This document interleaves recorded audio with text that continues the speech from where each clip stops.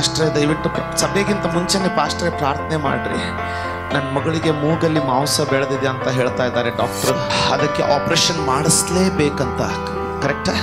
ನಾನು ಹೇಳಿದೆ ಸಮಾಧಾನ ಇರಲಿ, ಸಭೆಯಲ್ಲಿ ಅಭಿಷೇಕ ಬರುವಾಗ ನಿಮ್ಮ ಮಗಳಿಗೋಸ್ಕರ ನಾನು ಸರಿಯಾದ ಸಮಯಕ್ಕೆ ಪ್ರಾರ್ಥನೆ ಮಾಡ್ತೀನಿ, ದೇವರು ಅವಳನ್ನ ಗುಣಪಡಿಸ್ತಾರೆ. ಆಮೇನ್.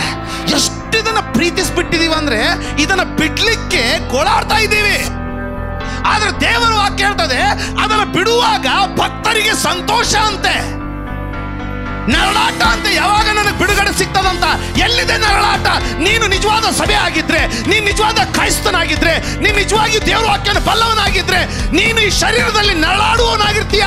ಆದ್ರೆ ನಾನು ಸಭೆಗಳಲ್ಲಿ ನೋಡೋದೇನೆಂದ್ರೆ ಶರೀರದಲ್ಲಿ ನಾವು ಮಜಾ ಮಾಡ್ತಾ ಇದ್ದೀವ್ರಿ.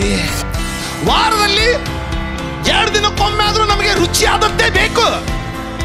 ಎಲ್ಲಿದೆ ನರಳಾಟ ಅಂತ ಎಲ್ಲಿ ಹೇಳ್ತೀವಿ ನಾವು? ಸುಳ್ಳು ಹೇಳ್ತಾ ಇದೆ ದೇವರ ವಾಕ್ಯ, ಅಥವಾ ಸಭೆ ದೇವರ ವಾಕ್ಯವನ್ನು ಬಿಟ್ಟುಬಿಟ್ಟಿದೆ. 2ರಲ್ಲಿ 1. ವಿಚಾರ ಮಾಡ್ಕೊಳ್ಳಿ. ನಾನು ಅದನ್ನು ಎಂಜಾಯ್ ಮಾಡಬೇಡಿ ಅಂತ ಹೇಳ್ತಾ ಇಲ್ಲ. ಅದರ ಅರ್ಥ ಏನಂದರೆ, ಪೌಲನು ಹೇಳ್ತಾ ಇರೋದು ಅರ್ಥ ಏನಂದರೆ, ಅಂದರೆ ಈ ಶರೀರ ಏನೋ ಇದೆ, ಶರೀರ ಇದ್ದಿದ್ದೇ ಐತೆ. ಕೇಳ್ತಾ ಇದ್ದೀರಾ? ಹೆಲ್ಪ್ ಆಗುತ್ತೆ ಇಲ್ಲ ನಾನು ಬೋಧಿಸೋದು ನಿಮಗೆ? ಯಾಕೆ ಹೇಳಿ? ಪಾಸ್ಟ್ರ ಈ ರೀತಿ ಯಾಕೆ ಬೋಧಿಸ್ತಾ ಇದ್ದಾರೆ? ನಾನು ಹೇಳಿದೆ ಪಾಸ್ಟ್ರ್ ಭುಜದ ಮೇಲಿರುವಂಥ ದೊಡ್ಡ ಜವಾಬ್ದಾರಿ ಏನಂದರೆ ನೀವು ಆತನ ಬರುವಿಕೆಗೋಸ್ಕರ ಸಿದ್ಧರಾಗಬೇಕು. ಯಾಕೆಂದರೆ ಇದು ಈ ಜೀವನ ಬಿಟ್ಟು ಹೋಗ್ತಾ ಇದೆ. ಆಮೇನ್ ಆಮೇನ್. ಕೇಳ್ತಾ ಇದ್ದೀರ ಅಂದ್ಕೊಳ್ತೀನಿ. ನರಳಾಟುವ ಶರೀರ ಕೊಟ್ಟಿದ್ದಾರೆ. ಈಗ ಅದರಲ್ಲಿ ನರಳಾಡು ಅಂದರೆ ಹೆಂಗೆ ನರಳಾಡೋದು? ನೋವಾದರೆ ನರಳಾಡ್ತೀವಿ. ಅದು ಎಂಥ ನರಳಾಡುಕೆ ಅಂತೆ? ಈ ಶರೀರದ ಯೋಚನೆಗಳು ಬೇಡ, ನನಗೆ ಪರಲೋಕ ಬೇಕನ್ನುವಂಥ ನರಳಾಟ ಈ ಶರೀರದಲ್ಲಂತೆ. ಅದರ ಅರ್ಥ ಏನು ಗೊತ್ತಾ? ಕೇಳಿದೆ, ಈ ಒಂದು ಉದಾಹರಣೆ ಮೂಲಕ ಅದನ್ನು ಅರ್ಥಪಡಿಸ್ಕೊಳ್ಳಿಕ್ಕೆ ಪ್ರಯತ್ನ ಮಾಡ್ತೀನಿ. ನೋಡಿ, ದಾವೀದನು ಸಹ ಅರಸನಾಗಿ ಬಂಗಾರದ ಪಾತ್ರೆಯಲ್ಲಿ ಕೊಡ್ದ, ಆದರೆ ಆ ಐಶ್ವರ್ಯದ ಮದ ತಲೆಗೆ ಏರ್ಲಿಕ್ಕೆ ಬಿಡಲಿಲ್ಲ ಆತ. ಶರೀರದಲ್ಲಿದ್ದೀವಿ, ಶರೀರದ ಮದ ನಿಮಗೆ ಏರೋದು ಬೇಡ, ಅದೇ ನರಳಾಟ. ಕೆಲವರಿಗೆ ಶರೀರದ ಮದ ಹೆಂಗಂದ್ರೆ ಅವ್ರು ನಡೆಯೋ ರೀತಿಯಲ್ಲೇ ಹೇಳ್ತಾ ಇರ್ತಾರೆ, ನನ್ನಂಗೆ ಯಾರೂ ಇಲ್ಲ. ಅದರ ಅರ್ಥ ಏನಂದ್ರೆ ಇವ್ರು ಜ್ಯೂಸ್ ಕುಡ್ದಿಲ್ಲ, ನಿಜವಾದ ರಮ್ಮೆ ಕುಡ್ದಾರಂತ. ಅದರ ಅರ್ಥ ಏನಪ್ಪಾ ಅಂದ್ರೆ ಇವರಿಗೆ ಬರೀ ದೇವರು ಸುಂದರವಾದ ಶರೀರ ಕೊಟ್ಟಿದ್ದೇ ತಪ್ಪಾಯ್ತು, ಆ ಶರೀರದ ಮತ್ತು ಅವರ ತಲೆಯನ್ನು ಏರ್ಬಿಟ್ಟಿದೆ. ದೇವರು ನಾವು ಈ ಯಾವ ರೀತಿಯ ಸಭೆಯಲ್ಲಿ ಜೀವಿಸ್ತಾ ಇದ್ದೀವಿ ಅಂದ್ರೆ ನಮಗೆ ಐಶ್ವರ್ಯವನ್ನ ದೇವರ ಆಶೀರ್ವಾದ ಅಂತ ತಿಳ್ಕೊಂಡು ಬಿಟ್ಟಿದ್ದೀವಿ. ಅಬ್ರಹಾಮನು ಐಶ್ವರ್ಯವಂತನಾಗಿದ್ದ, ಆದ್ರೆ ಐಶ್ವರ್ಯದ ಮದ ಅವನ ತಲೆಗೆ ಏರ್ಲಿಲ್ಲ.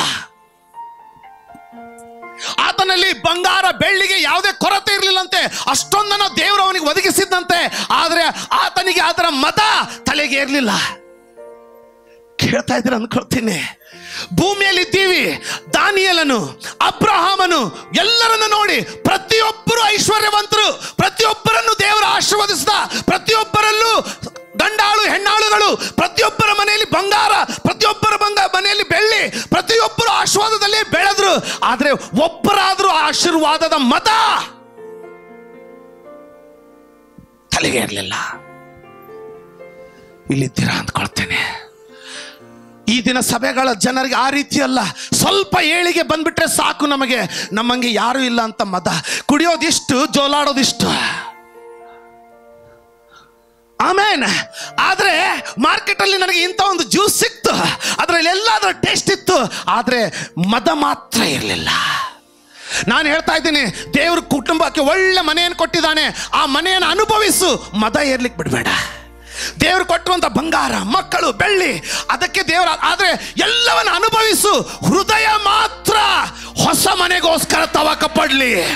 ನನಗೆ ಇದೆಲ್ಲ ಇದೆ, ಇದೆಲ್ಲ ಇದ್ರೂ ರೋಗದಲ್ಲಿದ್ದಾಗ ಕೇಳಿಯಲ್ಲಿ ಪ್ರಾರ್ಥನೆ ಮಾಡ್ಲಿಕ್ಕೆ ಹೋದಾಗ ಜನ ಹೇಳ್ತಾರೆ, ಪಾಸ್ಟ್ರೇ ನನಗೆ ಯಾವಾಗ ಇದರಿಂದ ಬಿಡುಗಡೆ ಸಿಗ್ತದೆ, ನಾನು ಬೇಸರಾಗಿ ಪ್ರಾರ್ಥನೆ ಮಾಡ್ತಾ ಇದ್ದೀನಿ ಪಾಸ್ಟ್ರೇ, ದೇವರೇ ಗುಣಪಡಿಸ್ಲಿಲ್ಲ ಅಂದ್ರೆ ನಾನು ಎತ್ಕೊಂಡು ಬಿಡು.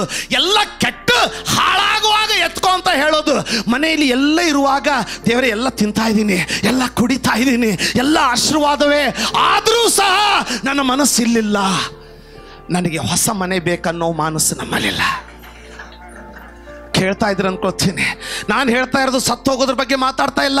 ನಾನು ಹೇಳ್ತಾ ಇರೋದೇನೆಂದ್ರೆ ದೇವರು ಈ ಭೂಮಿಯಲ್ಲಿಯೇ ನಮಗೆ ಎಲ್ಲ ಆಶೀರ್ವಾದ ಕೊಡ್ತಾನೆ, ಆದರೆ ನಿನ್ನ ಮನಸ್ಸು ಮಾತ್ರ ಅವುಗಳನ್ನು ಅಂಟಿಕೊಳ್ಳದೆ ಇರಲಿ. ಯಾಕಂದ್ರೆ ನಿನಗೋಸ್ಕರ, ಯಾಕಂದ್ರೆ ಎಷ್ಟೇ ಆತನನ್ನು ಆಶೀರ್ವದಿಸಿದ್ರು ಅದು ಗುಡಾರವೇ, ಅದು ಟೆಂಟ್ ಮಾತ್ರ. ಆದರೆ ನಿಜವಾದ ಭವನ ಅವನು ಸಿದ್ಧ ಮಾಡಿಟ್ಟಿದ್ದಾನೆ. ಅದಕ್ಕೆ ಯವನಸ್ಥರಿಗೆ ಮೇಲಿಂದ ಮೇಲೆ ಎಚ್ಚರಿಕೆ ಕೊಡ್ತಾ ಇರ್ತೀನಿ, ಕ್ಷುಲ್ಲಕವಾಗಿ ಈ ಗುಡಾರದ ಕೆಲವೊಂದು ಅನುಭವಗಳಿಗೋಸ್ಕರ ನಿತ್ಯತ್ವವನ್ನು ಕಳೆದುಕೊಳ್ಳಿಕ್ಕೆ ಹೋಗ್ಬೇಡ್ರಿ. ಯೇಸುವನ್ನೇ ಮಾರಿಬಿಡಬೇಡಿ, ಆಗ ಇಲ್ಲಿಯೂ ದುಃಖ, ಅದನ್ನು ಪಡ್ಕೊಳ್ಳಿಕ್ಕಾಗಲ್ಲ. ಕೇಳ್ತಾ ಇದ್ದೀರಾ ಅನ್ಕೊಳ್ತೀನಿ, ಕೇಳ್ತಾ ಇದ್ದೀರಾ ಅನ್ಕೊಳ್ತೀನಿ. ನಿನಗೆ ದೇವರು ಸುಂದರವಾದ ಶರೀರವನ್ನು ಕೊಟ್ಟಿದ್ದಾನ, ದೇವರಿಗೆ ಸ್ತೋತ್ರ ಸಲ್ಲಿಸು. ಅದಕ್ಕಿಂತಲೂ ಮಹಿಮಾಕರವಾದ ಶರೀರವನ್ನು ಯಾವಾಗ ಧರಿಸಿಕೊಂಡಿದ್ದೇನೋ ಅಂತ ತವಕ ಪಡ. ದೇವರು ನಿನಗೆ ಸುಂದರವಾದ ಬಿಸ್ನೆಸ್ ಕೊಟ್ಟಿದ್ದಾನ, ಅದನ್ನು ಅನುಭವಿಸು, ಆಶೀರ್ವದಿಸು. ಆದರೆ ಅದಕ್ಕಿಂತಲೂ ಹೆಚ್ಚಾಗಿ ದೇವರೇ ನಿನ್ನ ರಾಜ್ಯದಲ್ಲಿ ನಾನು ಯಾವಾಗ ಪ್ರವೇಶಿಸ್ತೇನೋ ಅನ್ನೋದಕ್ಕೆ ತವಕ ಪಡು. ಅದಕ್ಕೆ ಪೌಲನು ಹೇಳ್ತಾ ಇದ್ದಾನೆ, ಈ ಶರೀರದಲ್ಲಿ ನಾವು ನರಳಾಡ್ತಾ ಇದ್ದೀವಿ. ಉಣ್ಣೋದಕ್ಕಿದೆ, ತಿನ್ನೋದಕ್ಕಿದೆ, ನೋಡೋದಕ್ಕಿದೆ, ಮಾತಾಡೋದಕ್ಕೆ ಫೋನ್ ಮಾತಾಡೋದಕ್ಕಿದೆ, ಮಲ್ಕೊಳ್ಳೋಕ್ಕೆ ಡಬಲ್ ಟ್ರಿಪಲ್ ಡನ್ಲಪ್ ಇದೆ, ಎಲ್ಲ ಇದೆ. ಆದರೂ ಈ ಶರೀರ ನರಳಾಡ್ತದಂತೆ. ಏನಂತ ಪಾಸ್ಟ್ರೆ? ಎಲ್ಲ ಇದೆ, ಆದರೆ ಎಲ್ಲಿ ನಾನು ಅವನನ್ನೇ ಕಳೆದುಕೊಂಡು ಬಿಟ್ಟಿನೋ ಅಂತ ಭಯ ಆಗುತ್ತೆ. ನನಗೆ ಅವನು ಬೇಕು. ಮುಂದೆ ಓದಮ್ಮ ದಯವಿಟ್ಟು. 2 ಕೊರಿಂಥ ಅದೇ 5ನೇ ಅಧ್ಯಾಯದ 7ನೇ ವಚನ ಓದಮ್ಮ. ಅದೇ ಅಧ್ಯಾಯದಲ್ಲಿ ಮುಂದಿನ 7ನೇ ವಚನ. ನಾವು ನೋಡುವವರಾಗಿ ನಡೆಯದೆ ನಂಬುವವರಾಗಿಯೇ ನಡೆಯುತ್ತೇವೆ. ನಾವು ನೋಡಿ ನಡೆಯೋರಲ್ಲ, ನಂಬುವವರಾಗಿ. ಈ ವಚನವನ್ನು ನಮ್ಮ ಲಾಭಕ್ಕೋಸ್ಕರ ಉಪಯೋಗಿಸ್ಕೊಂಡು ಬಿಟ್ಟಿದ್ದೀವಿ. ಈ ವಚನವನ್ನು ಆತನು ಎದಕ್ಕೆ ಹೇಳ್ತಾ ಇದ್ದಾನೆ? ಪರಲೋಕದ ಶರೀರ ಸಂಬಂಧವಾಗಿ ಹೇಳ್ತಾ ಇದ್ದಾನೆ. ಅದನ್ನು ನಾವು ಭೂಮಿ ಮೇಲಿನ ಮಹತ್ ಕಾರ್ಯಗಳಿಗೋಸ್ಕರ ಉಪಯೋಗಿಸ್ತಾ ಇದ್ದೀವಿ. ಮುಗಿಸ್ತಾ ಇದ್ದೀನಿ, ಕೇಳಿ, ಮುಗಿಸೋ ಹಾಗೆ ಮುಂದೋದಮ್ಮ. ದೇಹದಲ್ಲಿ ವಾಸಿಸುವವರೆಗೂ. ಇಲ್ಲಿ ಕೇಳ್ರಿ, ಹಲೋ, ಈ ದೇಹದಲ್ಲಿ ವಾಸಿಸುವವರೆಗೂ ಕರ್ತನಿಗೆ ದೂರದಲ್ಲಿರುವ ಪ್ರವಾಸಿಗಳಾಗಿದ್ದೇವೆಂಬುದನ್ನು ಬಲ್ಲೆವು. ಹಲೋ, ಈಗ ಅರ್ಥ ಆಯ್ತಾ ಪಾಸ್ಟ್ರೆ? ಕೆಲವೊಂದು ಸಾರಿ ಪ್ರಾರ್ಥನೆ ಮಾಡುವಾಗ ಡ್ರಾಯ್ ಅನಿಸುತ್ತೆ, ಕೆಲವೊಂದು ಸಾರಿ ಚಲೋ ಅನಿಸುತ್ತೆ, ಕೆಲವೊಂದು ಸಾರಿ ಪ್ರಾರ್ಥನೆ ಮಾಡ್ದಂಗೆ ಆಗಲ್ಲ ಅಂತ ಅನಿಸುತ್ತೆ ಪಾಸ್ಟ್ರೆ. ಪ್ರಾರ್ಥನೆ ಮಾಡಿದ್ರೆ ಗೊತ್ತಿರೋರು ಒಂದ್ಸಾರಿ ಆಮೇಲೆ ನಮ್ದಾಗ ಹೇಳ್ತೀರಾ, ಹೀಗೆ ಯಾಕೆ ಪಾಸ್ಟ್ರೆ ಅಂತ ಕೇಳ್ತೀರಾ? ಕೇಳಿ, ಉತ್ತರ ಇದೆ. ಎಲ್ಲಿವರೆಗೂ ಈ ಶರೀರದಲ್ಲಿದ್ದೇವೋ ದೇವರಿಂದ ದೂರ ಆಗಿದೆ ಅಂತ. ಎದಕ್ಕೆ ನರಳಾಡ್ತದೆ? ಊಟ ಇದೆ, ದೇವರು ಬೇಕಂತ ನರಳಾಡ್ತದೆ. ತೊಟ್ಕೊಳ್ಳೋಕ್ಕಿದೆ, ದೇವರು ಬೇಕಂತ ನೀವು ನರಳಾಡ್ತಾ ಇಲ್ಲ ಅಂದರೆ ತೊಂದರೆಯಲ್ಲಿದ್ದೀರಾ. ಮುಂದೆ ಹೋದಮ್ಮ. ಇದನ್ನು ಆಲೋಚಿಸಿ ನಾವು ಧೈರ್ಯವುಳ್ಳವರಾಗಿದ್ದು ದೇಹವನ್ನು ಬಿಟ್ಟು ಕರ್ತನ ಬಳಿಯಲ್ಲಿರುವುದೇ. ದೇಹವನ್ನು ಈಗ ಕೇಳಿ, ಓದ್ಬೇಡಿ, ನನ್ನ ನೋಡಿ. ಏನಂತಮ್ಮ? ದೇಹವನ್ನು ಬಿಟ್ಟು ಕರ್ತನ ಬಳಿಯಲ್ಲಿ ಇರುವುದೇ ಉತ್ತಮ ಎಂದು ಎಣಿಸುತ್ತೇವೆ. ಯಾರು ಎಣಿಸ್ತಾ ಇದ್ದಾರೆ? ಎಷ್ಟು ಜನ ದೇಹ ಬಿಡ್ಲಿಕ್ಕೆ ರೆಡಿ ಇದ್ದೀರಿ ಹೇಳಿ ಇಲ್ಲಿ? ಒಬ್ಬ. ಇಷ್ಟು ಬೇಗ ಬಿಟ್ಟರೆ ಸುವಾರ್ತೆ ಸಾರೋರು ಯಾರು? ಸ್ವಲ್ಪ ತಾಳು. ಮುಂದೆ ಹೋಗೋರು ಭಾಳ ಜನ ಇದ್ದಾರೆ, ಅವ್ರ ಕೈ ಎತ್ತಾ ಇಲ್ಲ. ಎಷ್ಟು ಜನ ದೇಹ ಬಿಡಲಿಕ್ಕೆ? ನೋಡಿ ಟೆಂಟ್ ಜೊತೆಗೆ ನಮ್ಮ ಪ್ರೀತಿ ನೋಡಿ ಎಷ್ಟೈತೆ. ಕೈ ಎತ್ತಿರಿ, ಸಾಯಲ್ಲ. ಅದಕ್ಕೇನೆ ಇಷ್ಟ ಅಂದರೆ ಅರ್ಥ ಆಗ್ತಾ ಇದೆಯಾ? ಏನಾಗ್ತಾ ಇದೆ ನೋಡಿ, ಏನಾಗ್ತಾ ಇದೆ ಗೊತ್ತಾ? ಇನ್ನೂ ನಮಗೆ ಈ ಲೋಕದ ವಿಷಯದ ಜೊತೆಗೆ ಎಷ್ಟು ಪ್ರೀತಿ ಅಂದರೆ ಅದಕ್ಕೆ ಸಾಯುವಾಗ 100 ವರ್ಷ ಆಗಿರ್ತದೆ ಬ್ರದರ್. 100 ವರ್ಷ ಆಗಲಿಕ್ಕೆ ಇನ್ನೂ 2 ದಿನ ಇರ್ತದೆ. KLE ICU ಹಾಕಿರ್ತಾರೆ. ಅವರ ಮೊಮ್ಮಗ ಫೋನ್ ಮಾಡ್ತಾನೆ, ಪಾಸ್ಟ್ರೇ ನಮ್ಮ ಅಜ್ಜಿ ಸಾಯ್ತದೆ, ಬಂದು ಪ್ರಾರ್ಥನೆ ಮಾಡ್ರಿ ಅಂದರೆ ಅಲ್ಲಿ ಹೋಗಿ ಏನಂತ ಪ್ರಾರ್ಥನೆ ಮಾಡ್ಬೇಕೀಗ? ನಾವು ಎಷ್ಟು ಕಪಟಿಗಳಾಗಿದ್ದೇವಂದರೆ, ಆ ಅಮ್ಮನಿಗೆ, ಅಮ್ಮ ಮುಂದಿನ ಮನೆ ತೊಟ್ಕೊಳ್ಳಿಕ್ಕೆ ಸಿದ್ಧ ಆಗಿದ್ದೀಯಾ ಅಂತ ಕೇಳೋಬಿಟ್ಟು, ಆ ಅಮ್ಮನಿಗೆ ಮುಂದಿನ ಮನೆಯನ್ನು ತೊಟ್ಕೊಳ್ಳಿಕ್ಕೆ ಅಯೋಗ್ಯವಾದ ರೀತಿಯಲ್ಲಿ ಇನ್ನೂ ಯಾರನ್ನು ಕ್ಷಮಿಸೋದಿದೆಯಾ? ಕ್ಷಮಿಸಿಬಿಡು, ನಾನು ನಿನಗೋಸ್ಕರ ಪ್ರಾರ್ಥನೆ ಮಾಡ್ಲಿಕ್ಕೆ ಬಂದಿದ್ದೀನಿ. ಮುಂದಿನ ರಾಜ್ಯಕ್ಕೋಸ್ಕರ ಸಿದ್ಧ ಆಗಿದ್ದೀಯಾ ಅಂತ ಅವಳ ಆತ್ಮವನ್ನು ಸಿದ್ಧ ಮಾಡೋದು ಬಿಟ್ಟು ಅಲ್ಲಿ ನೆರೆದಿರುವಂಥ ಕೌಟುಂಬಿಕರನ್ನು ಮೆಚ್ಚಿಸೋದಕ್ಕೆ ನಾವು ಸಹ ಕಪಟಿಗಳಾಗಿ 100 ವರ್ಷದ ಮುದುಕಿಗೆ ದೇವರೇ ಯೇಸುವಿನ ಹೆಸರನ್ನು ನಂಬ್ತೀನಿ, ಇನ್ನೂ ಎಷ್ಟು ವರ್ಷಪ್ಪ ಬದುಕೋದು, ಇವಳನ್ನು ಎಬ್ಬಿಸ್ತೀಯಾ? ಏನು 500 ವರ್ಷ ನೀನು ಪ್ರಾರ್ಥನೆ, ಅವನೇನು 500 ವರ್ಷ ಬದುಕಲಿಕ್ಕಿದ್ದಾಳ? ಎಂಥ ಕಪಟ, ಎಂಥ ಡ್ರಾಮಾ ಇದು. ಕುಟುಂಬದವರು ಪಾಸ್ಟ್ರೇ ಬಂದು ಸಾಯ್ತಾ ಇದ್ದಾರೆ, ರಕ್ಷಣೆಗೆ ಅಯೋಗ್ಯವಾದದ್ದು ಏನಾದರೂ ಇರ್ಬೋದಾ ಅಂತ ಸ್ವಲ್ಪ ಒಂದು ಸಾರಿ ಕೌನ್ಸಿಲಿಂಗ್ ಮಾಡಿ ಅವರನ್ನು ನಾವೆಲ್ಲರೂ ಹೋಗ್ಲಿಕ್ಕಿರುವಂಥ ಜಗತ್ತಿಗೋಸ್ಕರ ಸಿದ್ಧ ಮಾಡಿ ಅಂತ ಕರೆಯಲ್ಲ. ಹೋಗೋರು ಸತ್ಯವನ್ನು ಬಚ್ಚಿಟ್ಟು ಅದಕ್ಕೋಸ್ಕರ ಸಿದ್ಧ ಮಾಡೋದರ ಬಿಟ್ಟು ನಾಟಕೀಯವಾಗಿ ಇನ್ನೂ ಬದುಕಲಿ. ಎಷ್ಟಂತೂ ಬದುಕ್ತೀರಾ, ಎಷ್ಟಂತೂ ತಿಂತೀರಾ, ಎಷ್ಟಂತೂ ಕಟ್ತೀರಾ, ಎಷ್ಟಂತೂ ಮದ ಹೊತ್ತೀರಾ. ಅರಿವು ಯಾವಾಗ ಬರುತ್ತೆ? ನಮ್ಮ ಗುಡಾರವು ಕೆಡವಲ್ಪಡುತ್ತೆ. ಆತನು ಬಂದೇ ಬರ್ತಾನೆ. ಮದ ಮಾತ್ರ ಬೇಡ. ಇದು ಮೆಚ್ಚುಗೆ ಆಗ್ಲಿಕ್ಕಿರ್ಲಿಕ್ಕಿಲ್ಲ. ನಿಮ್ಮನ್ನ ಕೇಳಿಯಲ್ಲಿ ಬಂದು ಇನ್ನೂ ಬದುಕಲಿ ಅಂತ ಪ್ರಾರ್ಥನೆ ಮಾಡ್ತಾರಲ್ಲ, ಅವರು ಸಾಯ್ತಾರೆ, ನೀವು ಸಾಯ್ತೀರಾ. ಬರೆದಿಟ್ಕೊಳ್ಳಿ. ಒಬ್ಬ ಫ್ರೆಂಡ್ ಬಗ್ಗೆ ನನಗೆ ತುಂಬಾ ಗರ್ವ ಇದೆ. ಸೋನಿಯಾ ಅವಳೆ ಅಂತ ಇವತ್ತು ಕೆನಡಾದಲ್ಲಿ ನರ್ಸ್ ಆಗಿ ಕೆಲಸ ಮಾಡ್ಕೊಂಡಿದ್ದಾಳೆ. ಅವಳ ತಾಯಿ ಮದುವೆಯ ಮಾರನೇ ದಿನ, ಮದುವೆ ಹಿಂದಿನ ದಿನ KLEಯಲ್ಲಿ ICUನಲ್ಲಿ ಅಡ್ಮಿಟ್ ಆದ್ರು. ಅವ್ರ ತಾಯಿ ಮಗಳ ಮದುವೆ ದಿನ, ಮಗಳ ಮದುವೆಯ ದಿನ ಅವಳ ತಾಯಿ KLEಯಲ್ಲಿ ಕೋಮಾದಲ್ಲಿದ್ದಾರೆ. ಮದುವೆ ಆಗಿ ಗಂಡ ಹೆಂಡತಿ ಸುತ್ತಾಡ್ಲಿಕ್ಕೆ ಹೋಗುವಂತ ಮಾರನೇ ದಿನ ಗಂಡ ಹೆಂಡತಿ ಮದುವೆ ಮಾಡಿಕೊಂಡು KLE ICU ಮುಂದೆ ಇದ್ದಾರೆ. ಆಗ ನಾನು KLEಗೆ ಹೋದೆ. ಸಿಂಪಲ್ ಆಗಿದ್ದಾಳೆ. ಅವಳು ನೋಡಿದ್ರೆ ನಿನ್ನೆ ಅವಳು ಮದುವೆ ಆಗಿದೆ ಅಂತನೂ ಅನಿಸಲ್ಲ. ಎಂತ ಭಕ್ತರ. ನಾನು ಆ ರೀತಿ ಇರ್ರಿ ಅಂತ ಏನು ಹೇಳಲ್ಲ, ಆದರೆ ಕೆಲವೊಂದು ಸಾರಿ ಮೆಚ್ಕೊಳ್ಳೋದ್ರಲ್ಲಿ ಏನು ತಪ್ಪಿದೆ. ನಾನು ಬರೀ ಮೆಚ್ಕೊಳ್ತಾ ಇದ್ದೀನಿ, ನೀವು ಮಾಡಲಿ ಅಂತ ಹೇಳ್ತಾ ಇಲ್ಲ, ಮೆಚ್ಕೊಳ್ತಾ ಇದ್ದೀನಿ ಅಷ್ಟೇ. ಆಮೇಲೆ ನಾನು ಕೇಳಿದೆ, ಸೋನಿಯಾ ಹೇಗಿದ್ದಾರೆ ತಾಯಿ ಅಂತ. ಏನು ಉತ್ತರ ಕೊಟ್ಟರು ಗೊತ್ತಾ? ಸಂತೋಷ್, ಜಸ್ಟ್ ಹೊರಗಡೆ ಬಂದಿದ್ದೀನಿ ನಾನೀಗ. ತಾಯಿ ಕುತ್ಕೊಂಡು ಮಾತಾಡ್ತಾ ಇದ್ದೆ. ಏನು ಹೇಳಿದ್ರು ಗೊತ್ತಾ? ಅವಳ ಕೈ ಹಿಡಿದು ಅವಳ ಪಕ್ಕದಲ್ಲಿ ಕುತ್ಕೊಂಡು ಕೌನ್ಸ್ಲಿಂಗ್ ಮಾಡ್ತಾ ಇದ್ದಾರೆ. ಏನಂತ? ಧೈರ್ಯ ಇರಲಿ ಅಂತಲ್ಲ, ಬದುಕು ಅಂತಲ್ಲ. ಏನು ಹೇಳ್ತಾ ಇದ್ದಾರೆ ಗೊತ್ತಾ? ಅಯ್ಯಮ್ಮ ಕೈ ಹಿಡಿದು, ಮಮ್ಮಿ ರೆಡಿ ಆಗಿದ್ದೀಯಾ? ಇದೇ ಆ ಧೈರ್ಯ ಕ್ರೈಸ್ತ ಜೀವಿತ ಜೀವಿಸ್ಲಿಕ್ಕೆ. ಏನು ಪ್ರತಿ ರವಿವಾರ ಸಂಡೇಗೆ ನಾಟಕೀಯವಾಗಿ ಬರ್ತಾ ಇದ್ದೀರಾ? ತಾಯಿ ಸಾಯ್ತಾ ಇರುವಂಥ ತಾಯಿಯ ಕೈ ಹಿಡಿದು ಕೇಳ್ತಾ ಇದ್ದಾಳೆ, ಅಮ್ಮ ಮುಂಬರುವಂಥ ನೀನು ಹೋಗ್ತಾ ಇರುವಂಥ ಮನೆಗೆ ಸಿದ್ಧ ಆಗಿದ್ದೀಯಾ? ಯಾರನ್ನಾದರೂ ಕ್ಷಮಿಸೋದಿದೆಯಾ? ತಾಯಿ ಅಳಲಿಕ್ಕೆ ಸ್ಟಾರ್ಟ್ ಮಾಡಿದ್ಲ. ಯಾಕೆ? ಬಿಟ್ಟೋಗ್ತಾ ಇದ್ದೀನಂತಲ್ಲ. ಹೇಳಿದ್ಲು, ಮಗಳೇ ನಿನ್ನ ಅಂಕಲ್ನ ನನಗೆ ಕ್ಷಮಿಸ್ಲಿಕ್ಕೆ ಆಗ್ತಾ ಇಲ್ಲ. ಭಾಳ ರೂಢಾಗಿ ಮಾತಾಡ್ದವ್ರು, ಕ್ಷಮಿಸ್ಲಿಕ್ಕೆ ಆಗ್ತಾ ಇಲ್ಲ. ಇವಳು ಅಳಲಿಕ್ಕೆ ಪ್ರಾರಂಭ ಮಾಡಿದ್ಲು. ಕೈ ಹಿಡಿದು ಹೇಳಿದ್ಲು, ಅಮ್ಮ ಸಮಯ ಬಂದಾಯ್ತು, ಈಗ ನಿನ್ನ ಕ್ಷಮಿಸ್ಲೇಬೇಕು, ಯೇಸುವನ್ನು ಬೇಡ್ಕೋ, ಸಹಾಯ ಮಾಡ್ತಾನೆ.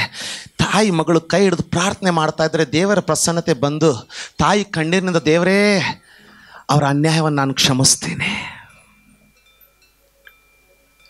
ನಾವೆಲ್ಲ ಹೋಗಿ ನಾಟಕ ಮಾಡ್ತೀವಿ, ದೇವರೇ ಅವರು ಬದುಕಲಿ ಹೇಳಲಿ ಅಂತ.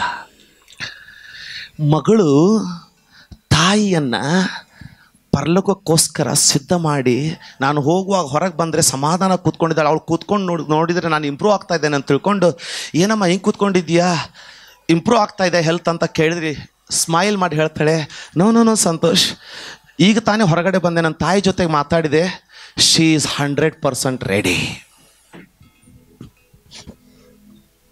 Wow, think about it.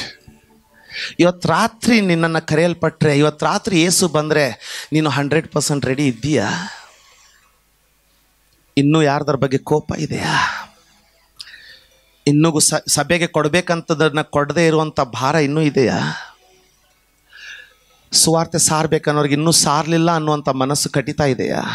ಮುಗಿಸ್ಕೋ. ಯಾಕಂದರೆ ಈ ಮನೆ ಹಂಚೋಯ್ತು, ಕಂಬಗಳು ಹೋಗ್ತಾ ಇದೆ, ಕಂಬಗಳ ಶಕ್ತಿ ಹೋಗ್ತಾ ಇದೆ. ಈ ಮನೆ ಕೆಡವಲ್ಪಡ್ತದೆ. ಹೊಸ ಮನೆಯನ್ನು ಧರಿಸ್ಕೊಳ್ಳಿಕ್ಕೆ ಯೋಗ್ಯ ಆಗಿಲ್ಲದೆ ಹೋಗಿದ್ರೆ, ಪಡೆದುಕೊಳ್ಳಿಕ್ಕಾಗಲ್ಲ. ಒಂದು ಸ್ಯಾಲ್ರಿಗೋಸ್ಕರ, ಒಂದು ದುಡ್ಡುಗೋಸ್ಕರ ಈ ಪೃಥ್ವಿಗೆ ಸಂಬಂಧಪಟ್ಟದ್ದು, ಈ ಶರೀರಕ್ಕೆ ಸಂಬಂಧಪಟ್ಟು ಅದಕ್ಕೋಸ್ಕರ ನಾವು ನರಕಕ್ಕೆ ಹೋಗೋ ರೀತಿಯಲ್ಲಿ ಜಗಳವಾಡಿ ನಮ್ಮ ತುಟಿಗಳನ್ನು ಹೊಲೆಯ ಮಾಡ್ಕೊಳ್ತಾ ಇದ್ದೀವಿ. ತಪ್ಪು ಸಹೋದರ. ಯಾಕಂತ ನೋಡಿ, ಮುಂದಿನ ವಚನ ಏನು ಹೇಳ್ತದೆ ನೋಡಮ್ಮ. ಇದನ್ನು ಆಲೋಚಿಸಿ ನಾವು ಧೈರ್ಯವುಳ್ಳವರಾಗಿದ್ದು ದೇಹವನ್ನು ಬಿಟ್ಟು ಕರ್ತನ ಬಳಿಯಲ್ಲಿರುವುದೇ ಉತ್ತಮವೆಂದು ಎನಿಸುತ್ತೇವೆ. ಏನಂತೀರಾ ಈ ಮಾತಿಗೆ? ಏನಂತೀರಾ ನೀವು? ಇನ್ನೊಂದ್ಸಾರಿ ಓದಮ್ಮ. ಇದನ್ನು ಆಲೋಚಿಸಿ ನಾವು ಧೈರ್ಯ ಉಳ್ಳವರಾಗಿ. ಅಂದ್ರೆ ಬಡತನ ಇದ್ರೂ ನಮಗೆ ಧೈರ್ಯ ಐತೆ, ಊಟ ಇಲ್ಲದೆ ಹೋದ್ರೂ ನಮಗೆ ಧೈರ್ಯ ಐತೆ. ಯಾಕೆ? ಏನನ್ನ ಯೋಚಿಸ್ತಾ ಇದ್ದೀವಿ? ಮುಂದೆ ಯಾವ್ದಮ್ಮ? ದೇಹವನ್ನ ಬಿಟ್ಟು ಕರ್ತನ ಬಳಿಯಲ್ಲಿ ಇರುವುದೇ ಉತ್ತಮವೆಂದು ಎಣಿಸುತ್ತೇವೆ. ನಾನು ಹೋಗಿ ಇವತ್ತೆಲ್ಲರೂ ಸೂಸೈಡ್ ಮಾಡ್ಕೊಡ್ರಿ ಅಂತ ಹೇಳ್ತಾ ಇಲ್ಲ. ಅಯ್ಯೋ ಹುಚ್ಚರೆ, ಆ ರೀತಿ ಹೇಳ್ತಾ ಇಲ್ಲ. ನಾನೇನು ಹೇಳ್ತಾ ಇದ್ದೀನಿ, ಜ್ಯೂಸ್ ಕುಡೀರಿ, ಮದ ಮಾತ್ರ ಇರೋದು ಬೇಡ. ಅದನ್ನು ನಾನು ಹೇಳ್ತಾ ಇರೋದು. ಮನಸ್ಸು ಮಾತ್ರ ಅಲ್ಲಿ ಮನೆ ಕಟ್ಟಿ, ಆದರೆ ಆ ಮನೆ ನೀ ಸಾಯುವಾಗ ನಿನಗೆ ನೋವಾಗಬಾರ್ದು. ಆ ಮನೆ ಬಿಡ್ಲಿಕ್ಕೆ ನೀನು ರೆಡಿ ಇರು. ಒಂದಲ್ಲ 10 ಮನೆ ಕಟ್ಟು, ಆದರೆ ಕರಿವಿಕೆ ಬರುವಾಗ ನಿನ್ನ ಮನೆಗೆ ಹೇಳಿ ರೆಡಿ ಆಗಬೇಕು. ಥ್ಯಾಂಕ್ ಯು ಅಪ್ಪ, ನಾನು ಇರುವಷ್ಟು ದಿವಸ ನನಗೆ ಮೇಲ್ಛಾವಣಿ ಆಗಿದ್ದೆ, ನಾನು ಹೋಗ್ತಾ ಇದ್ದೀನಿ ಅಂತ ಹೇಳೋ ಧೈರ್ಯ ನಿನ್ನಲ್ಲಿರಲಿ. ಆದರೆ ಆ ಮನೆಯ ಮದ ನಿನಗೆ ಇರೋದು ಬೇಡ. ಸಭೆ ಕಟ್ಟೋಣ, ದೇವರ ಕೃಪೆಯಲ್ಲಿ ಇದಕ್ಕಿಂತಲೂ ದೊಡ್ಡ ಸಭೆ ಕಟ್ಟೋಣ. ಆದರೆ ಮನೆಗೆ ಹೋಗೋ ಸಮಯ ಬರುವಾಗ ಸಭೆಯನ್ನು ಪ್ರೀತಿ ಮಾಡಿ ಹೋಗದೇ ಇರೋದು ಬೇಡ. ಸಭೆಯೇ ನನ್ನ ಕೆಲಸ ಮುಗೀತು, ನಾನು ನಿಮ್ಮನ್ನು ಸ್ವರ್ಗದಲ್ಲಿ ನೋಡ್ತೀನಿ ಅಂತ ಹೇಳಿ ಹೋಗಲಿಕ್ಕೆ ಸಿದ್ಧ ಆಗಿರೋಣ. ಸಾಯೋದಕ್ಕೆ ಹತ್ತಿರ ಬಂದರೂ ಸಹ ಇನ್ನೂ ತಿಜೋರಿಯಲ್ಲಿಟ್ಟಿರುವಂಥ ಚೇನ್ ಬಗ್ಗೆ ಮಕ್ಕಳಿಗೆ ಹೇಳ್ತಾರೆ. ಅಯ್ಯ ನೋಡಿ ಏನು ಹೇಳ್ತಾ ಇದ್ದೆ, ನೀನು ನಂಬಿರುವಂಥ ವಾಕ್ಯ ಏನು ಹೇಳ್ತಾ ಇದೆ ನೋಡಿ. ದೇಹದಲ್ಲಿರುವುದಕ್ಕಿಂತಲೂ ಕರ್ತನ ಜೊತೆಗೆ ಇರುವುದೇ ಲೇಸು ಅಂತ ಆ ಮನಸ್ಸಿನಲ್ಲಿ ಪ್ರತಿದಿನ ಜೀವಿಸಿ. ನಾನು ಹೇಳ್ತೀನಿ, ಅನ್ಯಾಯ ಯಾವಾಗಾಯ್ತಂತ ನಿಮಗೂ ಗೊತ್ತಾಗಲ್ಲ. ಯಾಕಂದ್ರೆ ನಿಮ್ಮ ಮನಸ್ಸು ನನಗೆ ಅನ್ಯಾಯ ಆಯ್ತು ಅನ್ನೋದ್ರ ಮೇಲೆ ಇರೋದನ್ನೇ ಇಲ್ಲ, ನಿಮ್ಮ ಮನಸ್ಸು ಹೋಗೋದ್ರ ಮೇಲೆ ಇರ್ತದೆ. ಅನ್ಯಾಯ ಆಯ್ತಾ, ಹೋಗ್ಬಿಡು, ಏನೊಂದು 10 ಪೈಸೆ ಕಡಿಮೆ ಬಿತ್ತು, ಹಬ್ಬ ಅಂದರೆ 1000 ರೂಪಾಯಿ ಮೋಸ ಆಯಿತು, ಅಲ್ಲಿ ಬಿಡು, ನಾನು ಇಲ್ಲಿರ್ಲಿಕ್ಕೆ ತಾನೇ ಬಂದಿರೋದು. ಇಲ್ಲ, ನಾನು ಅಲ್ಲಿರ್ಲಿಕ್ಕೆ ಹೋಗ್ತಾ ಇರೋದು. ಇಲ್ಲಿಯವರಾದರೆ ಅನ್ಯಾಯ ಆಯ್ತಾ, ನಾನು ನೋಡಿ ಬಿಡ್ತೀನಿ. ಅಲ್ಲ, ಯಾಕೆ ಇಲ್ಲಿಯವರು? ಅದರ ಅರ್ಥ ಏನು? ಇಷ್ಟು ನಿಮಗೆ ಲಾಸ್ ಆಯಿತು, ಅವ್ರು ನಿಮಗೆ ಇಷ್ಟು ಡ್ಯಾಮೇಜ್ ಮಾಡಿದರು, ನೀವು ಹೆಂಗೆಷ್ಟು ಸಂತೋಷವಾಗಿ ನಗ್ತಾ ಇದ್ದೀರಾ? ಯಾಕೆ ಗೊತ್ತಾ? ನನಗೆ ಗೊತ್ತು, ಅಯ್ಯ ಇದನ್ನು ನೀನು ಕತ್ಕೋಬೋದಯ್ಯ, ಅದನ್ನು ಹೇಗೆ ಕತ್ಕೋತೀಯ? ನಾನು ಇದನ್ನು ಕಳ್ಕೊಳ್ಳಿಕ್ಕೆ ರೆಡಿ ಇದ್ದೀನಿ, ಅದನ್ನು ಕಳ್ಕೊಳ್ಳಿಕ್ಕೆ ನಾನು ರೆಡಿ ಇಲ್ಲ. ಇನ್ನೂ 10 ಬೇಕಿದ್ರೆ ತಗೊಂಡೋಗ, ಬರೀ ಬೊಟ್ಟು ಮಾಡಿ ಸಾಕು, ನನಗೆ ಅವರು ಬೇಕಂತ ಬಿಟ್ಟು ಕೊಡ್ತೀನಿ, ತಗೊಂಡೋಗು. ಇನ್ನೂ 10 ಕೊಡ್ತೀನಿ, ತಗೊಂಡೋಗ. ಆದರೆ ಒಂದು ಜ್ಞಾಪಕ ಇರಲಿ, ನಾನು ಈ ಶರೀರವನ್ನು ಬಿಟ್ಟು ಆತನ ಜೊತೆಗಿರೋದೇ ಇಲ್ಲ. ಅದಕ್ಕೆ ನಿಮ್ಮಲ್ಲಿ ಕೆಲವೊಬ್ಬರಿಗೆ ಹೇಳ್ತಿರಲ್ಲ, ನನಗೆ ಪಾಸ್ಟ್ರೇ ನನಗೆ ವಿದ್ಯಾಭ್ಯಾಸ ಪ್ರಾರ್ಥನೆ ಎರಡೂ ಮಾಡ್ಲಿಕ್ಕೆ ಆಗ್ತಾಯಿಲ್ಲ, ಪ್ರಾರ್ಥನೆ ಕೂತ್ರೆ ಅಲ್ಲೇ ಕೂತ್ಬಿಡೋಕೆ ಅನ್ನಿಸ್ತದೆ, ಎದ್ದು ಬರಲಿಕ್ಕೆ ಮನಸ್ಸಾಗಲ್ಲ ಅಂತ ಹೇಳ್ತೀರಿ. ಯಾಕೆ ಗೊತ್ತಾ ಮಕ್ಕಳೇ? ಯಾಕೆ ಗೊತ್ತಾ ಬ್ರದರ್? ಯಾಕೆ ಗೊತ್ತಾ ಸಿಸ್ಟರ್? ಯಾಕಂದರೆ ನಿನ್ನೊಳಗಿರುವಂಥ ನಿನ್ನ ಆತ್ಮ ಶರೀರದಿಂದಲೂ ಪರಿವಾರಕ್ಕಿಂತಲೂ ಈ ಲೋಕಕ್ಕಿಂತಲೂ ಆತನ ಜೊತೆಗೇ ಇರೋದು ಒಳ್ಳೆಯದು ಅಂತ ವಾಕ್ಯಕ್ಕನುಗುಣವಾಗಿ ಆಶಿಸ್ತಾ ಇರೋದ್ರಿಂದಲೇ ಅಂಥವರು ಧನ್ಯರು, ಅಂಥವ್ರು ಧನ್ಯರು. ಉಳಿದವ್ರು ನಮ್ಮನ್ನು ನಾವು ಸಿದ್ಧಪಡಿಸ್ಕೊಳ್ಬೇಕಾಗಿದೆ. ಅದಕ್ಕೆ ಪೌಲನು ಹೇಳ್ತಾ ಇದ್ದಾನೆ ನೋಡಿ, ಎಷ್ಟು ಚೆನ್ನಾಗಿ ಹೇಳ್ತಾನೆ. ಫಿಲಿಪಿಯವರಿಗೆ ಬರೆದ ಪತ್ರಿಕೆ ಓದಮ್ಮ 3:7-8. ಆದರೆ ನನಗೆ ಲಾಭವಾಗಿದ್ದಂಥವುಗಳನ್ನು ಸಿಗ್ತಾ ಕ್ರಿಸ್ತನ ನಿಮಿತ್ತ, ಆದರೆ ನನಗೆ ಲಾಭವಾಗಿದ್ದವುಗಳನ್ನು ಕ್ರಿಸ್ತನ ನಿಮಿತ್ತ ವೇಸ್ಟ್, ನಷ್ಟ ಅಂತ ನಷ್ಟವೆಂದೆನಿಸಿದ್ದೇನೆ. ಇಷ್ಟೇ ಅಲ್ಲದೆ ನನ್ನ ಕರ್ತನಾದ ಯೇಸು ಕ್ರಿಸ್ತನನ್ನು ಅರಿಯುವುದೇ ಅತಿ ಶ್ರೇಷ್ಠವಾದದ್ದು. ಸಾಕು ಕೇಳಿ, ನಮಗೆ ಯಾವುದು ಅತಿ ಶ್ರೇಷ್ಠ? ದೊಡ್ಡ ಸಭೆ. ನಮಗೆ ಯಾವುದು ಅತಿ ಶ್ರೇಷ್ಠ? ಎಲ್ಲವೂ ಚಕಮಕ ಹೊಳೆಯುವಂಥದ್ದು. ಆದರೆ ಅಪೊಸ್ತಲನಾದ ಪೌಲನು ಏನು ಹೇಳ್ತಾ ಇದ್ದಾನೆ? ನನಗೆ ಲಾಭವಾದದ್ದನ್ನೆಲ್ಲ ಬಿಟ್ಟು ಕ್ರಿಸ್ತನನ್ನು ತಿಳಿದುಕೊಳ್ಬೇಕಂತ ನಾನು ಹಸಿವೆ ಇದ್ದೀನಲ್ಲ, ಅದೇ ನನಗೆ ಶ್ರೇಷ್ಠ. ಹೌದು ಕೇಳಿ ಬ್ರದರ್, ಕೇಳಿ ಸಿಸ್ಟರ್, ಲಿಸನ್ ಟು ಮೀ. ನಾನು ಸಹ 2 ಸಭೆಗಳನ್ನು ನಡೆಸಿದ ನಂತರ ಇಷ್ಟು ಆನಂದದಲ್ಲಿ ಅವ್ರಿಗೆ ಗುಣವಾಯಿತು, ಇವರನ್ನು ದೇವರು ಮುಟ್ಟಿದ ಅಂತ ಊಟಕ್ಕೆ ಕೂತ್ಕೊಂಡು ಹೆಂಡತಿ ಮಕ್ಕಳ ಜೊತೆಗೆ, ತಾಯಿ ಮಗುವಿನ ಜೊತೆಗೆ ಮನೆಯಲ್ಲಿ ಕೂತ್ಕೊಂಡು ಮಧ್ಯಾಹ್ನ ಊಟ ಮಾಡ್ತಾ ನಡೆದಂಥ ಸವಿ ಘಟನೆಗಳನ್ನು ನೆನಪಿಸ್ಕೊಳ್ತಾ ಸೆಲೆಬ್ರೇಷನ್ ಮಾಡಿ ಮಧ್ಯಾಹ್ನ ಸ್ವಲ್ಪ ರೆಸ್ಟ್ ತಗೊಂಡು ಸಾಯಂಕಾಲ ನಮ್ಮ ಪ್ರಿಯರಲ್ಲಿ ಕೆಲವರ ಮನೆಗಳನ್ನು ವಿಸಿಟ್ ಮಾಡಿಕೊಂಡು ರವಿವಾರವನ್ನು ಕಳೆಯೋದು ನನಗೆ ಎಷ್ಟೋ ಲಾಭ, ಎಷ್ಟು ಇಷ್ಟ. ಆದರೆ ನನಗೆ ಲಾಭವಾದವುಗಳನ್ನು ಕ್ರಿಸ್ತನಿಗೋಸ್ಕರ ಹಾನಿ ಎಂಬುದಾಗಿ ಎಣಿಸಿ ಕಷ್ಟ ಆದರೂ ಚಿಂತೆ ಇಲ್ಲ, ತೊಂದರೆ ಆದರೂ ಚಿಂತೆ ಇಲ್ಲ. ಸಭೆಗಳನ್ನು ಮುಗಿಸಿದ ನಂತರ ನನ್ನ ಸಭೆಯ ಮುಗಿದ್ರೊಳಗಾಗಿ ಈ ದಿನ ಎಲ್ಲ ಭಕ್ತರು ಕೂಡುವಂಥ ದಿನ, ಇವತ್ತು ಎಲ್ಲರೂ ಸಿಗುವಂಥ ದಿನ, ಇನ್ನೂ ಸ್ವಲ್ಪ ಜನರನ್ನು ಸೂರ್ಯ ಮುಳುಗೋದ್ರೊಳಗಾಗಿ ಕಟ್ಟಬೇಕಲ್ಲ ಅಂತ ಓಡಿ ಹೋಗಿ ಟ್ರಾವೆಲಿಂಗ್ ಮಾಡಿ ಇನ್ನೊಂದು ಸರ್ವಿಸ್ ನಡೆಸೋದು. ಆ ದಾಹ ಎದಕ್ಕಂದರೆ ನನ್ನ ಲಾಭಗಳನ್ನು, ಮುಂದಿರುವಂಥ ಗುರಿಯನ್ನು ನೋಡ್ತಾ ಅವುಗಳನ್ನು ಹಾನಿಯಾಗಿ ಎಣಿಸಿರುವುದೇ. ಅದು ನಿನ್ನೊಳಗಡೆ. ಮೊನ್ನೆ ಯಾರೋ ಅವರು ಟ್ರೀಟ್ಮೆಂಟ್ಗೋಸ್ಕರ ಹೋದರೆ ಅಲ್ಲಿ ಡಾಕ್ಟ್ರು, ಬಿಲಿವರ್ ಡಾಕ್ಟ್ರು ನಮ್ಮ ಒಬ್ಬ ವಿಶ್ವಾಸಿಗಳಿಗೆ ಹೇಳ್ತಾ ಇದ್ರಂತೆ, ಏನು ನಿಮ್ಮಲ್ಲಿ ಹಾಲ್ ಇಲ್ಲ, ಇರುವಂಥ ಹಾಲ್ ತುಂಬಿ ತುಳುಕ್ತಾ ಇದೆ, ನೀವು ಇಷ್ಟು ಕೆಲಸ ಮಾಡ್ತಾ ಇದ್ದೀರಾ, ದೇವರು ನಿಮ್ಮನ್ನು ಆಶೀರ್ವದಿಸ್ತಾ ಇದ್ದಾನೆ. ನಮ್ಮವರು ಇದ್ದಾರೆ ನಮ್ಮ ಸಭೆಯಲ್ಲಿ, ಅವ್ರಿಗೆ ಸಭೆ ದೊಡ್ಡ ಹಾಲ್ ಇರ್ಬೋದು, ಆದರೆ ಯಾವ ಕೆಲಸನೇ ಮಾಡ್ತಾ ಇಲ್ಲ, ಆತ್ಮಗಳೇ ಇಲ್ಲ, ಇದ್ದವ್ರು ಎದ್ದು ಹೋಗ್ತಾ ಇದ್ದಾರೆ, ನಮಗೆ ಆಶೀರ್ವಾದನೇ ಆಗ್ತಾ ಇಲ್ಲ ಅಂತ ಹೇಳ್ಕೊಳ್ತಾ ಇದ್ದಾರಂತೆ. ಆದರೆ ನಾನು ಹೇಳ್ತೀನಿ, ಆ ರೀತಿ ಹೇಳೋದು ಯಾವಾಗ ಗೊತ್ತಾ? ಸಭಾಪಾಲಕರುಗಳಾದಂಥ ನಾವುಗಳು ನಮ್ಮ ಆತ್ಮಿಕ ಜವಾಬ್ದಾರಿಯನ್ನು ಮರೆತು ನಿಮ್ಮನ್ನು ಸಭೆಗೋಸ್ಕರ ಸಿದ್ಧ ಮಾಡದೆ, ಕಷ್ಟಪಡಲಿಕ್ಕೆ ಸಿದ್ಧ ಇಲ್ಲದೆ, ಬರುವಂಥ ಲಾಭಗಳನ್ನು ತಿಂದು ತೇಗಿ ಹೊಟ್ಟೆನ ಬೆಳೆಸಿ ನಮ್ಮ ಜೀವಿತವನ್ನು ನಡೆಸುವಾಗ ಇಂಥ ರಿಪೋರ್ಟ್ಗಳನ್ನು ಕೇಳೋದು. ಆದರೆ ನೀನು ಎಂಥ ವಿಶ್ವಾಸಿ ಅಂದರೆ, ಈ ಶರೀರದಲ್ಲಿ ಸಿಗ್ತಾ ಇರುವಂಥ ಎಲ್ಲ ಲಾಭಗಳನ್ನು ಕ್ರಿಸ್ತನನ್ನು ಅರಿತುಕೊಳ್ಳುವುದಕ್ಕೋಸ್ಕರ ಬಿಟ್ಟು ಅದನ್ನು ಹಾನಿ ಎಂಬುದಾಗಿ ಎಣಿಸಿ ಅದನ್ನು ಬಿಟ್ಟುಕೊಂಡು ಯೇಸುವನ್ನು ನಾನು ಅರ್ಥಕೊಳ್ಳಬೇಕೆಂಬುದಾಗಿ ಓಡ್ತಾ ಇದ್ದೀಯಲ್ಲ, ನೀನು ಧನ್ಯನು, ನೀನು ಧನ್ಯಳು, ನೀನು ಆಶೀರ್ವದಿಸಲ್ಪಟ್ಟವಳು.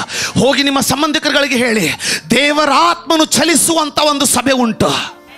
ಹೋಗಿ ನಿಮ್ಮ ಕುಟುಂಬಗಳಿಗೆ ಹೇಳಿ, ದೇವರ ಆತ್ಮನು ಹೃದಯಗಳನ್ನು ತಟ್ಟಿ ಮಾತನಾಡುವಂಥ ಆತನ ಸೇವೆ ಉಂಟು. ಸತ್ತು ಹೋಗಬೇಡಿ. ಯಾಕೆ ಹೇಳ್ತೀನಿ? ಕೊನೆಯ ವಚನ ಇವತ್ತಿಗೋಸ್ಕರ, ಅದೇ 2 ಕೊರಿಂಥ 5ನೇ ಅಧ್ಯಾಯಕ್ಕೆ ತಿರುಗಿ ಬಾಮ, ಅದರ 10ನೇ ವಚನವನ್ನು ಓದಿ ಮುಗಿಸ್ಕೊಳ್ಳೋಣ. ಯಾಕಂತ ಕೇಳಿ, ನನ್ನ ಪರಿಸ್ಥಿತಿ ಏನಾಗ್ಲಿಕ್ಕಿದೆ ಕೇಳಿ ದಯವಿಟ್ಟು. ಯಾಕಂದರೆ ಪ್ರತಿಯೊಬ್ಬನು, ಅದು ಗಂಡಾಗಿರ್ಲಿ, ಹೆಣ್ಣಾಗಿರ್ಲಿ, ಆಳಾಗಿರ್ಲಿ, ಅರಸನಾಗಿರ್ಲಿ, ಐಶ್ವರ್ಯವಂತನಾಗಿರ್ಲಿ, ಬಡವನಾಗಿರ್ಲಿ, ಪ್ರತಿಯೊಬ್ಬನು ಮುಂದೆ ತನ್ನ ದೇಹದ ಮೂಲಕ ತನ್ನ ಗುಡಾರವಾದ ದೇಹದ ಮೂಲಕ, ಇದನ್ನು ಮಾತ್ರ ನೀವು ಕೇಳಿಸಿಕೊಳ್ಳಬೇಕು, ತನ್ನ ದೇಹದ ಮೂಲಕ ನಡೆಸಿದ ಒಳ್ಳೆಯದಕ್ಕಾಗಲಿ ಕೆಟ್ಟದ್ದಕ್ಕಾಗಲಿ ಸರಿಯಾದ ಪ್ರತಿಫಲವನ್ನ ಹೊಂದುವುದಕ್ಕೋಸ್ಕರ ನಾವೆಲ್ಲರೂ ಆ ಮೂಲೆಯಿಂದ ಹಿಡ್ಕೊಂಡು ನಾವೆಲ್ಲರೂ ಕ್ರಿಸ್ತನ ಕೃಪಾಸನ ಅಲ್ಲ, ಕ್ರಿಸ್ತನ ಪ್ರೀತಿಯ ಆಸನ ಅಲ್ಲ, ಕ್ರಿಸ್ತನ ಮಮತೆಯ ಆಸನ ಅಲ್ಲ, ಅದೆಲ್ಲ ಮುಗಿದು ಹೋಗ್ತದೆ ಆ ದಿನ. ಕ್ರಿಸ್ತನ ನ್ಯಾಯ ಆಸನ. ಅಲ್ಲಿ ಕೃಪೆ ಅಂದ್ರೆ ಯೇಸು ಹೇಳೋದೇನೆಂದ್ರೆ, ಅದು ಅಲ್ಲಿ ಮುಗೀತು, ಇಲ್ಲಿ ನ್ಯಾಯ ಮಾತ್ರ. ಅದಕ್ಕಾಗಿ ಈಗ ಕೃಪೆ ಇರುವಾಗಲೇ ನಮ್ಮ ಮನಸ್ಸುಗಳನ್ನು ತಿರುಗಿಸಿಕೊಳ್ಳೋಣ. ಇದ್ದೀರಾ? ಕೊನೆಯ ದಿನಗಳು ನೋಹನನ ದಿನಗಳಂತಿರುವವು. ಮದುವೆ ಮಾಡಿಕೊಡುತ್ತಾ ಇರುವವರು ತಿಂದು ಮತ್ತರಾಗಿ ತಮ್ಮ ಜೀವಿತದಲ್ಲೇ ಬ್ಯುಸಿ ಆಗಿರ್ತಾರೆ. ಆಗ ತಟ್ಟನೆ ಬೀಳುವಂಥ ಕೇಡಿನಂತೆ ಕ್ರಿಸ್ತನ ಪ್ರತ್ಯಕ್ಷ ಉಂಟಾಗುವುದು. ಇನ್ನೂ ನೀನು ಬೇರೆಯವರು ಕೊಟ್ಟಂಥ ನೋವಿನಲ್ಲೇ ಒಬ್ಬ ದೇವ ಸೇವಕರು, ಎಷ್ಟು ಜನ ಅವ್ರು ನೋಡ್ತಿರೋ ಗೊತ್ತಿಲ್ಲ, ಒಳ್ಳೆ ಸೇವಕರು, ನಾನು ಭಾಳ ಮೆಚ್ಚಿಕೊಳ್ಳುವಂಥ ಸೇವಕರು, ಪ್ರಾಫೆಟ್ ಆಲ್ಫ್ ಎಂಬುದಾಗಿ, ಪ್ರಾಫೆಟ್ ಆಲ್ಫ್ ಲುಕೋಮೋ, ಸೌತ್ ಆಫ್ರಿಕಾದಲ್ಲಿರುವಂಥ ದೇವರ ಸೇವಕರು, ಅದ್ಭುತವಾದ ದೇವರ ಸೇವಕರು. ಒಂದು ಸಾರಿ ಸುಂದರವಾದ ಮಾತು ಹೇಳಿದ್ರೆ ನಮ್ಮ ಮನಸ್ಸಿಗೆ ನಟ್ಟು ಬಿಡ್ತು ಗೊತ್ತಾ? ಏನು ಹೇಳ್ತಾ ಇದ್ದಾರೆ ಗೊತ್ತಾ? ನೋಡಿ, ಬೇರೆಯವ್ರ ವಿಷಯದಲ್ಲಿ ಮಾತಾಡೋರು. ಬೆಳಗಿನ ಬೆಳಗಿನ ನಾನು ಸರ್ವಿಸ್ನಲ್ಲಿ ನಾನು ಹೇಳ್ತಾ ಇದ್ದೆ, ಮನೆಗಳಲ್ಲಿ ಕೂಡಿ ಬೇರೆಯವ್ರ ಬಗ್ಗೆ ಆಡುವುದನ್ನು ನಿಲ್ಲಿಸಿ. ದೇವರ ಕೋಪ, ದೇವರ ಶಾಪ ನಿಮ್ಮ ಮೇಲೆ ಬರ್ಲಿಕ್ಕೆ ಹೋಗ್ತಾ ಇದೆ. ಅದು ಬಹಳ ಡೇಂಜರ್ ಆಗಿರುವಂಥದ್ದು. ದೇವರ ಸೇವಕರು ಹೇಗಿದ್ದಾರೋ ಅವ್ರು ಇರಲಿ, ಅವರ ಬಗ್ಗೆ ನೀನು ಸರಿಯಾಗಿನೂ ಹೇಳಲಿಕ್ಕೆ ಹೋಗಬೇಡ, ತಪ್ಪಾಗಿನೂ ಹೇಳಲಿಕ್ಕೆ ಹೋಗಬೇಡ. ಯಾಕೆಂದರೆ ಅದರಿಂದ ಬರುವಂಥ ದೇವರ ಕೋಪದ ಹಾನಿ, ನಮ್ಮ ಜೀವಿತದಲ್ಲಿ ಆಗುವಂಥ ಹಾನಿಗಳನ್ನು ತರಲಿಕ್ಕೆ ಹೋಗುವಾಗ ಅದನ್ನು ತಡೆದುಕೊಳ್ಳಿಕ್ಕೆ ಆಗಲ್ಲ. ನಮಗೆ ಯಾಕೆ ಈ ರೀತಿ ಹಾನಿ ಆಗ್ತದೆ ಅನ್ನೋದು ತಿಳಿದು ಬರಲ್ಲ. ಸುಮ್ಮನಿದ್ದು ಬಿಡೋದು ಒಳ್ಳೆಯದು. ನಿನಗೆ ಆ ಪ್ರವಾದಿ ಮೆಚ್ಚಿಗೆ ಆಗ್ತಾ ಇಲ್ವೋ, ಸುಮ್ಮನಿದ್ದು ಬಿಡು, ಏನೂ ಅನ್ಲಿಕ್ಕೆ ಹೋಗಬೇಡ. ಯಾಕೆಂತಂದ್ರೆ ಯಾರಿಗೆ ಗೊತ್ತು ದೇವರ ದೃಷ್ಟಿಯಲ್ಲಿ ಅವನು ಏನಾಗಿದ್ದಾನೋ ನಮಗೆ ಗೊತ್ತಿಲ್ಲ. ಒಂದು ವೇಳೆ ಅವನು ಸರಿಯಾಗಿದ್ದರೆ ದೇವರ ಕೋಪ ನಮ್ಮ ಮೇಲೆ ಬರ್ತದೆ. ಸುಮ್ಮನಿರೋದ್ರಲ್ಲಿ ಎಷ್ಟೋ ಲೇಸು. ನೀವು ಮನೆಗಳಲ್ಲಿ ಕೂಡುವವರು, ಸಂಬಂಧಿಕರು, ಅಕ್ಕ ತಂಗಿರುವುದಾಗಿದ್ದರೆ ನಿಮ್ಮನ್ನು ಎಚ್ಚರಿಕೆ ಕೊಡ್ತಾ ಇದ್ದೀನಿ. ನೀವು ಕೂಡುವಾಗ ಬೇರೆಯವರ ಬಗ್ಗೆ ಮಾತಾಡ್ಲಿಕ್ಕೆ ಹೋಗಬೇಡಿ. ಅದು ತುಂಬ ಗಂಭೀರವಾದ ವಿಷಯ. ದೇವರ ಸನ್ನಿಧಿಯಲ್ಲಿ ಅದು ನ್ಯಾಯ ತೀರ್ಪು ತರ್ತದೆ. ಓದ್ಲಿಲ್ವಾ? ಏನು ಓದ್ತಾ ಇದ್ದೀವಿ? ದೇವರ ನ್ಯಾಯಾಸನದ ಮುಂದೆ ನಿಂತ್ಕೊಳ್ಬೇಕು. ಈ ಶರೀರದಲ್ಲಿ ಮಾಡಿದಂಥ ಪ್ರತಿಯೊಂದು ಸುಕಾರ್ಯಗಳು, ದುಷ್ಟ ಕಾರ್ಯ ಎರಡಕ್ಕೂ ಪ್ರತಿಫಲವನ್ನು ಸ್ವೀಕರಿಸಿಕೊಳ್ಳಲೇಬೇಕು. ಈ ದಿನ ನಾವು ಪಶ್ಚಾತ್ತಾಪ ಪಡಬೇಕಾಗಿದೆ. ದೇವರೇ, ನನ್ನ ತುಟಿಗಳು ಯಾವಾಗಲೂ ಸರಿಯಾದದನ್ನೇ ಮಾತಾಡಲಿಲ್ಲ, ಇವತ್ತು ನನ್ನನ್ನು ಕ್ಷಮಿಸಪ್ಪ ಅಂತ ಕೇಳಿಕೊಳ್ಳುವಂಥ ದಿನ ಇದು. ದೇವರೇ, ನನ್ನ ಮನಸ್ಸು ಯಾವಾಗಲೂ ಸರಿಯಾದದನ್ನೇ ಯೋಚಿಸಲಿಲ್ಲ, ನನ್ನ ಕ್ಷಮಿಸಿ ಅಂತ ಕೇಳ್ತದೆ ಬೇಡಿಕೊಳ್ಳುವಂಥ ಸಮಯ ಇದು. ನಮ್ಮನ್ನು ನಾವು ಕರ್ತನ ಭೋಜನಕ್ಕೆ ಸಿದ್ಧಪಡಿಸಿಕೊಳ್ಳುವಂಥ ಸಮಯವಿದು. ಕೇಳ್ತಾ ಇದ್ದೀರ ಅಂದ್ಕೊಳ್ತೀನಿ. ನೋಡಿ, ಬರೀ ಗುಡಾರವನ್ನು ಪ್ರೀತಿಸೋರು ದುಬೈಗೆ ಮಾತ್ರ ಹೋಗ್ತಾರೆ, ಆದರೆ ಮುಂದಿನ ಶರೀರವನ್ನು ಪ್ರೀತಿಸೋರು ದುಬೈಗೆ ಹೋಗ್ತಾರೆ, ರುಕಡಿಗೂ ಹೋಗ್ತಾರೆ. ಕೇಳ್ತಾ ಇಲ್ವನ? ಅದೇ ರೀತಿ ಬರೀ ಈ ಗುಡಾರವನ್ನು ಪ್ರೀತಿಸೋರು ಉತ್ತಮವಾದ ಶ್ರೇಷ್ಠವಾದ ಕುಟುಂಬಗಳಿಗೆ ಮಾತ್ರ ಹೋಗ್ತಾರೆ, ಒಬ್ಬರನ್ನೊಬ್ಬರು ಪ್ರೀತಿಸ್ತಾರೆ. ಆದರೆ ಮುಂದಿನ ಶರೀರದ ಮೇಲೆ ಭರವಸವಿಟ್ಟು ಅದನ್ನು ಪಡೆದುಕೊಳ್ಬೇಕನ್ನೋರು ಎಲ್ಲರನ್ನೂ ವಂದಿಸ್ತಾರೆ, ವೈರಿಗಳನ್ನು ಪ್ರೀತಿಸ್ತಾರೆ. ಈ ದೇವರ ಸೇವಕರು ಸುಂದರವಾಗಿ ಹೇಳಿದಂಥ ಒಂದು ಮಾತೇನಂತಂದ್ರೆ ಏನು ಗೊತ್ತಾ? ಪ್ರತಿಯೊಬ್ಬರ ಜೀವಿತದಲ್ಲಿ ಒಂದು ಡಸ್ಟ್ಬಿನ್ ಇರ್ತದಂತೆ. ನಿಜ, ಪ್ರತಿಯೊಬ್ಬರ ಜೀವಿತದಲ್ಲಿ ಒಂದು ಡಸ್ಟ್ಬಿನ್ ಇದೆ. ಅದು ಎಂಥ ಡಸ್ಟ್ಬಿನ್? ನನ್ನ ಜೀವಿತದಲ್ಲೂ ಒಂದು ಡಸ್ಟ್ಬಿನ್ ಇದೆ. ಎಲ್ಲ ಸೇವಕರು, ಎಲ್ಲ ವಿಶ್ವಾಸಿಗಳು, ಎಲ್ಲ ಜನರ ಜೀವಿತದಲ್ಲಿ ಒಂದು ಡಸ್ಟ್ಬಿನ್ ಇದೆ. ನಾವು ಯೇಸು ಸ್ವಾಮಿ ಕಡೆ ಬರುವಾಗ, ಬಂದ ನಂತರ, ಬಂದಕ್ಕಿಂತ ಮುಂಚೆ ಈ ದಿನದವರೆಗೆ ಮಾಡಿದಂಥ ಎಲ್ಲ ಕೆಟ್ಟ ಸಂಗತಿಗಳನ್ನ ಆ ಡಸ್ಟ್ಬಿನಲ್ಲಿ ಹಾಕಿದ್ದೀವಿ. ಆದರೆ ಆ ಡಸ್ಟ್ಬಿನ್ ಅಲ್ಲಿದೆ. ನಾವು ಪಶ್ಚಾತ್ತಾಪ ಪಟ್ಟಾಗ ದೇವರು ನಮಗೆ ಕ್ಷಮಿಸಿದಾನೆ. ನಮ್ಮ ಎಲ್ಲ ತಪ್ಪಾದ ಸಂಗತಿಗಳನ್ನು ಆ ಡಸ್ಟ್ಬಿನ್ನಲ್ಲಿದೆ. ಆಮೇನ್. ಆದರೆ ದೇವರು ಈಗಿನ ನಮ್ಮ ಜೀವಿತದ ಬಗ್ಗೆ ಮಾತಾಡ್ತಾ ಇದ್ದಾನೆ. ಆದರೆ ಜನರು ಡಸ್ಟ್ಬಿನ್ ಬಗ್ಗೆ ಮಾತಾಡ್ತಾರೆ. ಡಸ್ಟ್ಬಿನ್ ಹತ್ರ ಯಾರಿರ್ತಾರೆ ಗೊತ್ತಾ? ನೊಣಗಳಿರ್ತದೆ. ಡಸ್ಟ್ಬಿನ್ ಹತ್ರ ನಾಯಿಗಳಿರ್ತವೆ, ಬೆಕ್ಕುಗಳಿರ್ತದೆ, ಹೆಗ್ಗಣಗಳಿರ್ತದೆ. ಡಸ್ಟ್ಬಿನ್ ಹತ್ರ ಇರೋದು ನಾವಲ್ಲ, ನೊಣಗಳು. ನಾವು ಬೇರೆಯವರ ಡಸ್ಟ್ಬಿನ್ ಬಗ್ಗೆ ಮಾತಾಡೋದಾಗಿದ್ದರೆ ಇವತ್ತು ನಾವೇ ನಿರ್ಧರಿಸಿಕೊಳ್ಳೋಣ ನಾವು ಏನಾಗಿದ್ದೀವಿ. ಬೇರೆಯವ್ರ ವಿಷಯಗಳನ್ನು ಮಾತಾಡುವಾಗ ಬೊಟ್ಟು ಚೀಪೋ ರೀತಿಯಲ್ಲಿ ರುಚಿಯಾದಂಥ ಊಟದ ಹಾಗೆ ಕೆಲವೊಬ್ಬರು ಮಾತಾಡ್ತಾರೆ. ಆದರೆ ಈ ದೇವರ ಸೇವಕರು ಹೇಳಿದಂತೆ ಪ್ರತಿಯೊಬ್ಬರ ಜೀವಿತದಲ್ಲಿ ಒಂದು ಡಸ್ಟ್ಬಿನ್ ಇದ್ದೇ ಇದೆ. ಮಾತಾಡೋರ ಜೀವಿತದಲ್ಲಿ ಒಂದು ಡಸ್ಟ್ಬಿನ್ ಇದೆ.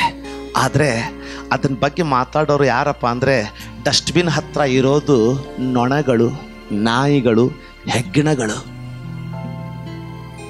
ಆದರೆ ದೇವರ ಮಕ್ಕಳಾಗಿರುವವರು ಪರಿವರ್ತನೆಯನ್ನು ಗುರುತಿಸಿ ದೇವರನ್ನು ಆರಾಧಿಸಿ ತಮ್ಮ ಸಹೋದರ ಸಹೋದರಿಯರನ್ನು ಸ್ವೀಕರಿಸಿಕೊಳ್ಳುವಂಥವರು. I believe you got it. ನಾನು ಅಂದ್ಕೊಳ್ತೀನಿ ನೀವು ಅದನ್ನು ಅರ್ಥ ಮಾಡ್ಕೊಂಡ್ರೆ ಅಂತ. ಇನ್ನು ಮುಂದೆ ನಿಮ್ಮ ಹತ್ರ ಯಾರಾದರೂ ಬಂದು ಕೇಳಿದ ಅವ್ರು ಹಿಂಗಂತೆ ಅಂತ ಅಂದರೆ ಅವ್ರಿಗೆ ಹೇಳಿ, ನಾನು ನೊಣ ಆಗಲಿಕ್ಕೆ ಮನಸ್ಸಿಲ್ಲ, ಹೆಗ್ಗಣ ಆಗಲಿಕ್ಕೆ ನನಗೆ ಮನಸ್ಸಿಲ್ಲ. ಅಮ್ಮ, ಅಪ್ಪ, ನೀನು ಇಲ್ಲಿಂದ ದಾರಿ ಬಿಡ, ನೇರವಾಗಿ ಹೇಳಿ. ಕೇಳ್ತಾ ಇದ್ರೆ ಅಂದ್ಕೊಳ್ತೇನೆ. Hallelujah, amen.